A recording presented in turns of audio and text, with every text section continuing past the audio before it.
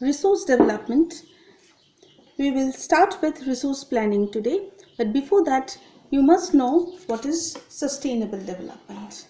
What is sustainable development? It is the utilization of resources in a judicious manner so that some of the resources can be also kept for the future generations.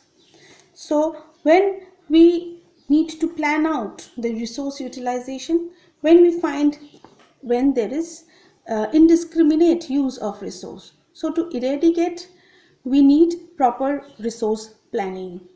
In India, there are several strategies and policies taken up by the government for resource planning so that some of the resources can be conserved for the future generation.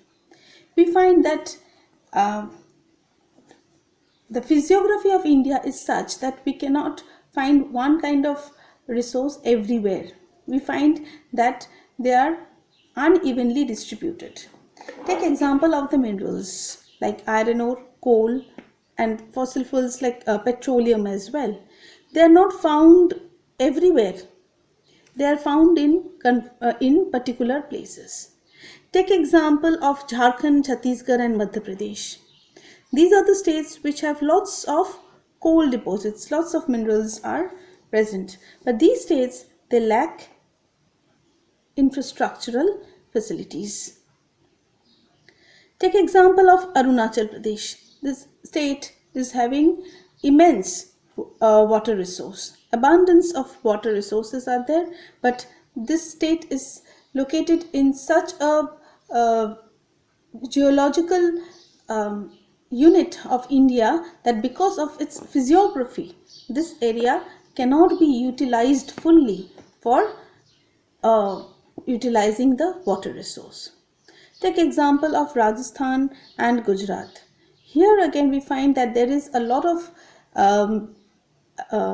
possibility of utilizing the wind and the solar energy because of its vast stretch and open areas. But again here we don't have that infrastructural facility so that more and more plants can be built. Take example of the cold desert of Ladakh, which is also having rich cultural heritage, but it doesn't have enough water, infrastructural facility, and important minerals. So all the places in India, they are not blessed with a particular type of resource. We are having everything, but each of the resources are confined within a particular place. So for this we need to have a balanced resource planning at local level, at state level, and at national level. So resource planning in India is very successful. We have seen the steps the geologists and the economists have taken up. At first, the resources which are available in a particular area needs to be identified. We need to identify the area. We need to study its geological background, how it was formed, so that whatever resources or minerals are found in this area, so that we can estimate how much is available to us. This involves surveying, mapping, qualitative and quantitative estimation and measurement. So, thirdly, we have the planning structure. So, on the basis of ownership, resources are classified into individual resource, community resource, national resource, and international resource. What are individual resources? Each and every property owned by us is our individual resource. In rural areas, people have their personal belongings like a well, a pond, a farmland where they grow the crops, even a grazing land for animals. So these are all personal properties in rural areas. In urban areas, we find that people utilize their cars. They keep their cars in their own garages. They have their own house. So these are all their personal belongings. So they are referred to as individual resource. Community resources are owned by all the people who are staying together in the community. It can be the marketplace, both in rural and urban areas. Marketplaces are the common places where buying and selling goes on. It can be in the villages, it can be the temple or a particular tree under which important meetings like the panchayat meetings are held on weekly basis.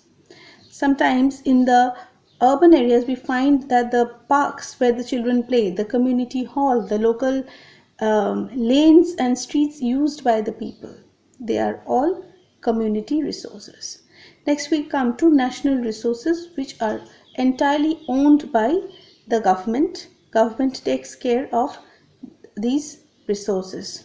For example, we have roads, canals, national highways, we have railways, and other thermal power plants, say hydroelectric plants, wildlife reserves. So all these things are utilized by the people of the nation, and government is taking care of it. We are paying tax so that government can maintain all these resources. So they are called national resources. After national resource, the last one is international resource. The international resources are actually regulated and controlled by some international organizations. Okay, we have the water bodies beyond 200 kilometers or 12 nautical miles, which is actually used for international trading. This particular area through which the ships carry on the trade, it is called exclusive economic zone. After the classification on the basis of ownership, the fourth classification is on the basis of status of development. Now, status of development refers to what extent the resource is developed, whether we are able to utilize it to the fullest. The first type under status of development is potential resources. We have the states of Rajasthan, Gujarat, which have vast and expanse stretches. So as these are close to the Tropic of Cancer, they are exposed to sunlight. These areas can be utilized for generating solar power. Solar power plants can be built. But are we utilizing these areas to the fullest? These areas have the potential of developing more and more power plants, but we are not utilizing them to the fullest at present. So they are called potential resources. Next, we have developed resources. These developed resources are actually surveyed, and after the survey is done, we have some limitations. We can only utilize these resources to some extent. The quality of the material and how much is available to us, depending on this, we can utilize the resources. These are actually utilized by us at present, which we are already utilizing at present. Next, we have stock, materials in the environment which have the potential to satisfy human needs, but human beings do not have the appropriate technology to access. For example, we have lots of different kinds of gases present in the environment, like hydrogen, oxygen. We also have different, lots of areas are there which can be used for generating hydel power plants. But due to limitation in technology, because of some other obstacles, like the entire area can be not so suitable because of some other unfavorable conditions, we are not able to utilize this resource. But these resources, they have immense possibility. We can utilize these resources. So these are called stock resources. So another resource is that another subset of stock resource is reserve resource, where we can cite example of water. Water we are utilizing in our daily lives for drinking, washing, cleaning, and any other purpose. It is also utilized for generating hydroelectric power. But at the same time, we can utilize all the water of the river, we can utilize ocean water to some extent. We are not able to utilize to the fullest. So whatever is available to us, we are utilizing it to our limited capability. We are not able to utilize this resource to the fullest. But with the help of better technology, we can utilize this reserve of the stock resource in future. Next, we have development of resource. When we are talking about development of resource, we must remember one thing, that all these resources are gifts of nature. They are available to us. They are available to us free. But it doesn't mean that we will misuse these resources. So we better not forget the three important R's when we are talking about development of resource. That is reuse, recycle, and reutilize it, and reduce. Okay, so we need to reuse the resources, reutilize the resources, whatever is available to us, reduce the use of the resources, and at the same time, resources which can be recycled, recyclable resources, needs to be used over and over again, so that we can reduce the use of too much of dependence on other resources. So here we must remember one thing, that depletion of resources for satisfying. So for development of resource, we must prevent depletion of resource. We must prevent gathering of resources, accumulation of resource within few hands, and we must prevent indiscriminate use of resources. All these three things that I've mentioned just now will help us to conserve the resources for future use. So depletion of resource for satisfying the greed of few individuals. It refers that there are some resources which we cannot afford to use. But those who are able to utilize this resource, they are utilizing it in such a way, they are overutilizing, and in doing that, they are gathering, they are accumulating the resources.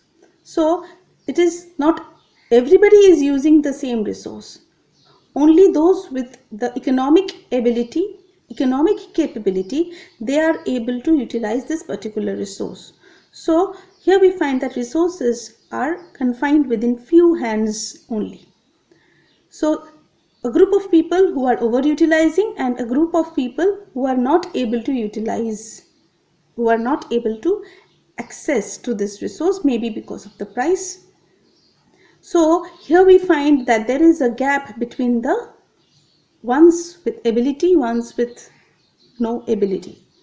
So what happens? The rich becomes richer and the poor becomes poorer. And the third point is indiscriminate exploitation of resource. So we find that resources are being used indiscriminately, especially forest resource, fossil fuels. But all these things, on the other way around, it is also harming the environment. We are seeing that we are suffering from global ecological crisis. There is an imbalance everywhere. Ozone layer depletion, the greenhouse gases are also not found in the exact amount, and global warming is taking place, sea level is rising, pollution and land degradation is also accompanied. So resource planning must be supported by proper institutional setup and technological support. In India, we find that there are several areas which have lots of resources, but these areas have remained economically backward.